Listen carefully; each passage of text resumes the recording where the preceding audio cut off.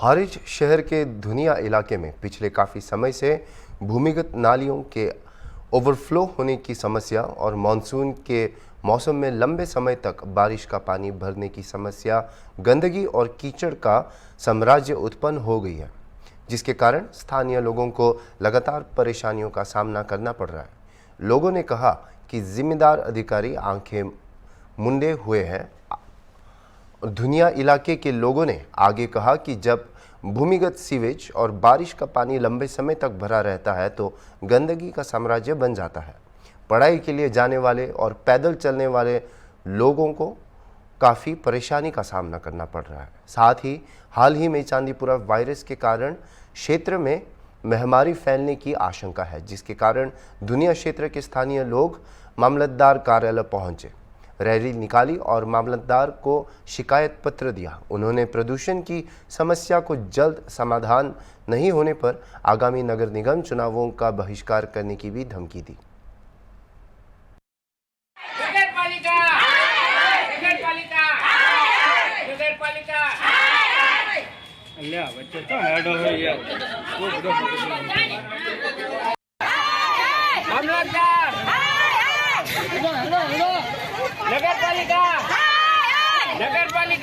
મારું નામ શંકુબેન છે। અમે ધુણિયાની અંદર में રહ્યા છે। અમે પણ તમારા મામલતદારમાં સાહેબને બધાને અમે જાણ કરી છે। પંચાયત में ગયા છે પણ અમારી કોઈ પણ રાડ સાંભળતું નહીં। જ્યારે મતદાન આવે તાણે હવ પણ પંચાયત કરવા ધુણિયાની અંદરમાં આવે પણ અત્યારે અમારી કોઈ રાડ સાંભળતું નહીં। અમારા બાર બચ્ચા કોઈ બાર મંદિર જઈ શકતા નહીં। એટલો અમારા ધુણિયામાં ગંદકી છે અને પાણી અમારે ગટરનું પીવાનું આવે છે। અમારે નાવા ધોવાનું પાણી સારું નહીં આવતું। અમારે કોઈ મીઠું પાણી અમે નહીં ભાર્યું, અમે ખારું પાણી પીએ ગટરનું જ। તમે આવું પાણી પીવો તો લોકો અમે અત્યારે આવું પાણી પીને અમારા બધા માણસો જે છે બીમાર પડ્યા છે।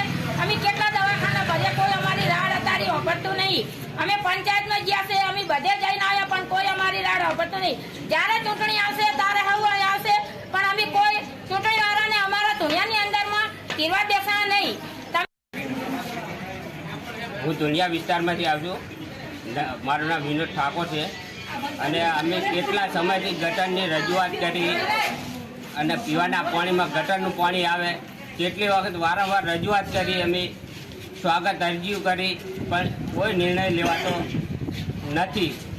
અને અત્યારે ગટર એટલી ઉભરાય છે, હેડવાની જગ્યા નથી। અત્યારે ચાંદીપુરા નામનો વાયરસ આવ્યો હોય પણ કોઈ તંત્ર કામ કરતું નથી। આપની શું માગણી છે? અમારી માગણી કે અમારા વાહમાં પાણીનો નિકાલ કરી આલે, ગારો કાઢી આલે અને જે ગટર છે એ સાફ કરી આલે અને જે રોડ નક્કી થયેલો અમારો મંજૂર થયેલો એ રોડ કરી આપે અમને। આગામી સમયમાં જો માગણી સ્વીકારાશે નહીં તો આપ શું તો અમે ચૂંટણી જે આ ચૂંટણી આવશે એનો બહિષ્કાર કરશે। નગરપાલિકા